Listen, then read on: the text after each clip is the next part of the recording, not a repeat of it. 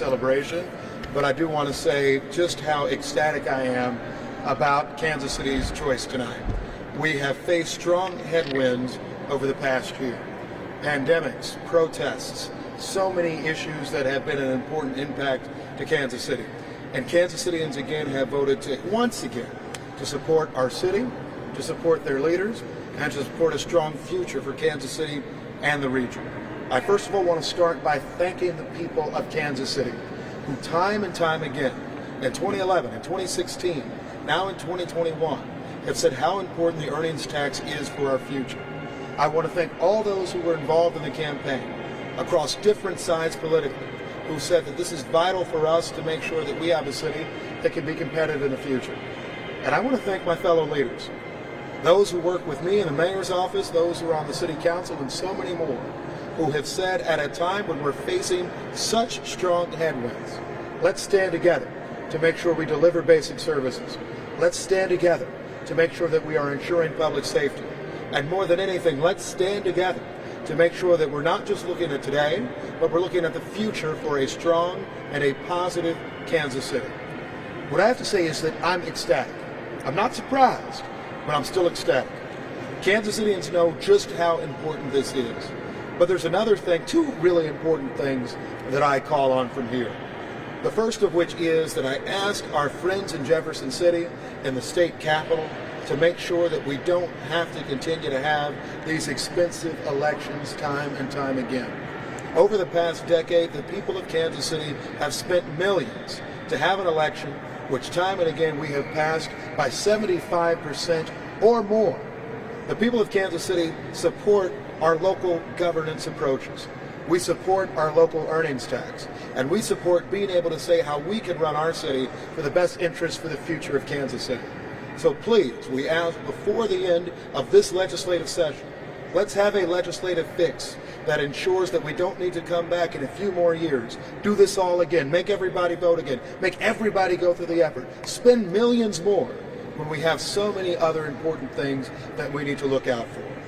One other thing, and I do see it this way, there have been a lot of challenges. I've only been mayor for about a year and a half. There have been a lot of challenges along the way. And I see this not so much as a mandate for my own leadership, but for a mandate for what we're doing in Kansas City. We've stood up quickly to address public health challenges, public health issues with COVID-19. We've stood up quickly to make sure that we're supporting things like zero fare transit. We've stood up quickly to make sure that we continue to have a city that works. Every day as mayor of Kansas City, particularly over this past year, has been interesting, dynamic, challenging, important, but more than anything, every day is one where I've listened to the people of Kansas City. We will continue to do that. I see this as a mandate. We see this as a mandate to continue to make the important, transformative changes that we need in Kansas City, whether it's addressing affordable housing long term, whether it's cleaning up the trash, whether it's filling potholes, whether it's standing up for so many of our folks, like our paramedics, our EMTs, those who are answering our 911 calls. Those are the sorts of things that I and we will continue to do. We know there are a lot of questions, and there are a lot of people that said, how can you pass something like this in a pandemic? Well, Kansas City once again proved itself. In the same way that we proved ourselves when we voted to approve the renovations of Union Station and Bi-State, when we proved ourselves in voting to support the earnings tax time and time again before.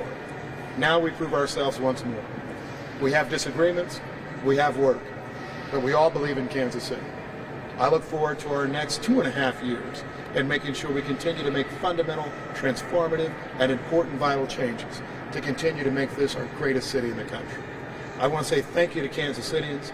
There are no balloons, there are no big celebrations, but thank you for voting for this, which I see as a vote for us. Thank you for voting on your school board elections. Thank you for making such an important difference. With that, I'll pause if there are any questions for you all. Do you think the difference was the public buying into this was because they realized there's no taxes that were going to be, sent on them? Well, I will say a few things. First of all, I think Kansas Citians recognize that this was vital. This was not a new tax increase. But I think we had folks that went out and sold the message of what we're doing in Kansas City. I know since last summer, I've been talking to people about the earnings tax, how important it is, how central it is, how vital it is. Even though people said we have questions about any number of things, and you know them all. pandemic response, policing issues, so many things. But they knew how important this was. So I'd like to say that the reason that you have the type of outcome you have in 2021, which matches or may end up surpassing what we had in 2011, 2016, when there weren't pandemics, when there weren't all these questions, is the work that a lot of people did, the work that my staff and others did.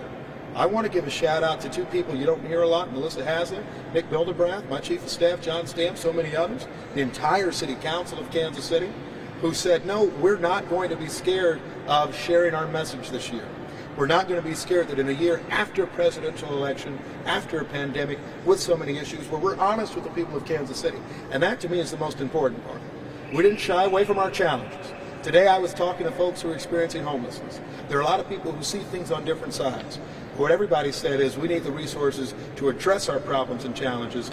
We took that head on, and I think that's why you see the victory of such a margin today, which I don't think anybody predicted, except for some of us who knew what people were responding to, how people were listening, and frankly the people that I've talked to along the way who said, Mayor Lucas, we know you've had a lot that's come your way this year, more than perhaps we've seen a mayor deal with for a century.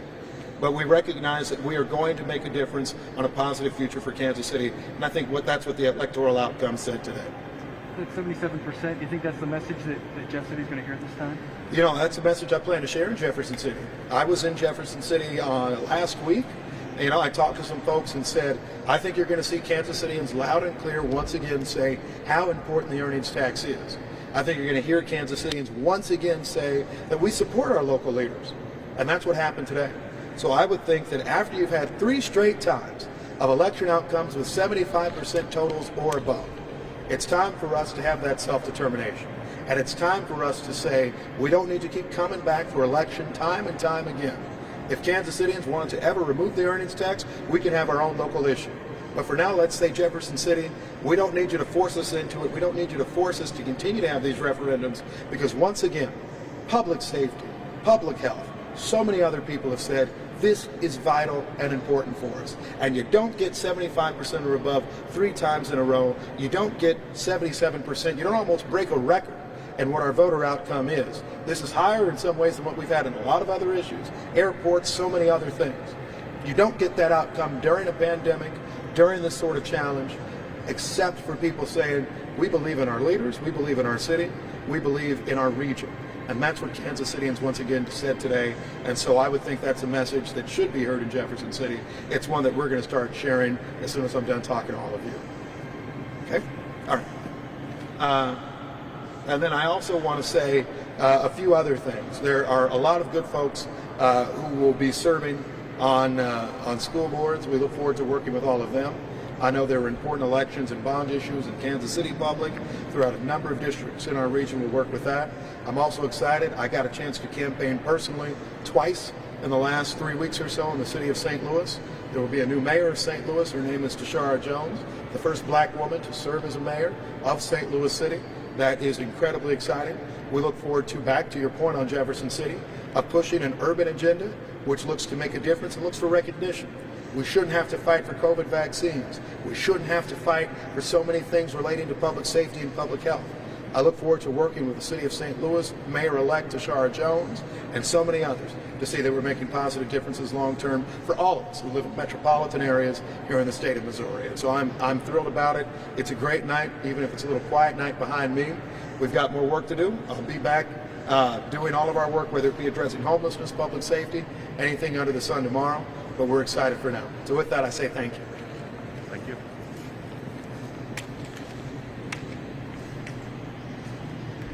Thank you, sir. You guys still want your life?